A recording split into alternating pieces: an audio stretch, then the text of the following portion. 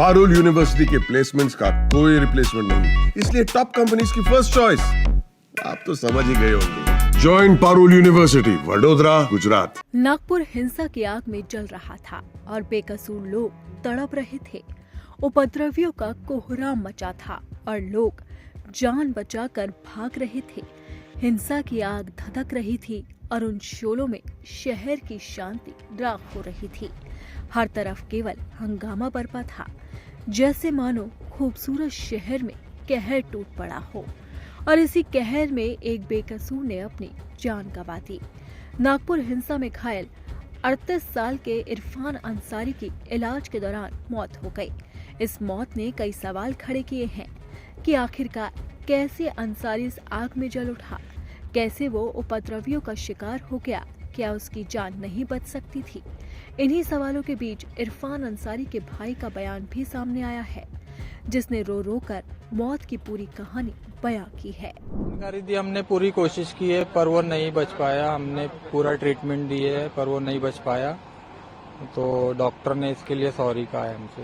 और क्या, आपके भाई का नाम क्या था उस दिन? क्या इरफान अंसारी। वो इटारसी स्टेशन के लिए निकला था, इटारसी जाने के लिए ऑटो से। ठीक है, उसको इधर आसपास में कहीं ऑटो वाले ने उतार दिया, माहौल ठीक नहीं है करके।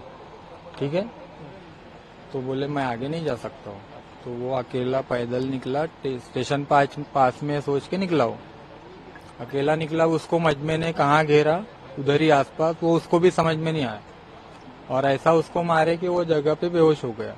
किस तरह की चोटें आई थी? चोटें उसको इतनी गंभीर आई थी कि उसका सर इतना गहरा यहाँ से डैमेज था और इधर से भी पैर फ्रैक्चर था, पीठ पे घाव थे, पूरे बदन पे उसको बारीक बारीक घाव थे और पेट में अंदरूनी मार उसको बहुत था। उन्होंने क्या आपको बताया था, किसने मारा? उसने ये बताया मुझे मजमे ने मारा है, पब्लिक ने मारा है मुझे। अभी आपकी क्या मांग है? मांग यही है सर, एफआईआर उसकी दर्ज हो चुकी है, कमिश्नर मैडम ने बताई है। मैं यही चाहता हूँ उसके खिलाफ, इनके खिलाफ कड़ी से कड़ी एक्शन लिया जाए और कड़ी से कड़ी कार्रवाई की जाए। इनको सजा मिलना चाहिए, आगे किसी के साथ ऐसा हादसा ना हो। ये बहुत बुरा हादसा हुआ है मेरे भाई के साथ, ऐसा मैं नहीं चाहता किसी के भी साथ हो। और अब बॉडी कब आपको हैंड ओवर करने वाले? 2 घंटा बोल रहे थे वो, अभी लगभग आधा घंटा हुआ है। नागपुर हिंसा में इरफान अंसारी गंभीर रूप से घायल हो गए थे। उनको शहर के मेयो अस्पताल में भर्ती कराया गया था।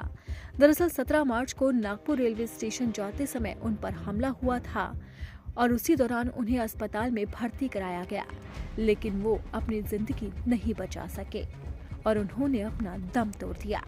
फिलहाल पुलिस इस घटना की जांच कर रही है। वहीं अब इस मामले में बयानबाजी का दौर भी तेज हो गया। वकील उज्जवल निकम का क्या कुछ कहना है, वो आपको सुनाते हैं।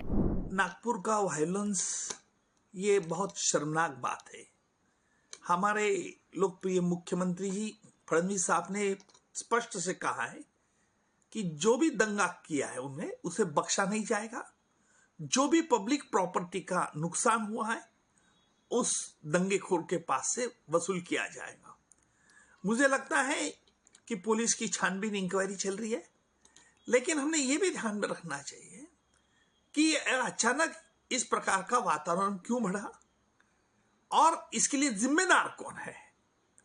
देखिए, औरंगजेब के प्रति किसी को भी सहानुभूति नहीं है, लेकिन उसका फायदा लेके अगर कोई पब्लिक प्रॉपर्टी को जला देता है और किसी को पुलिस कर्मियों की तरह से बुरी तरह से पेश आता है, तो मुझे लगता है कि कानून इसके बारे में सख्त कदम उठाएगा।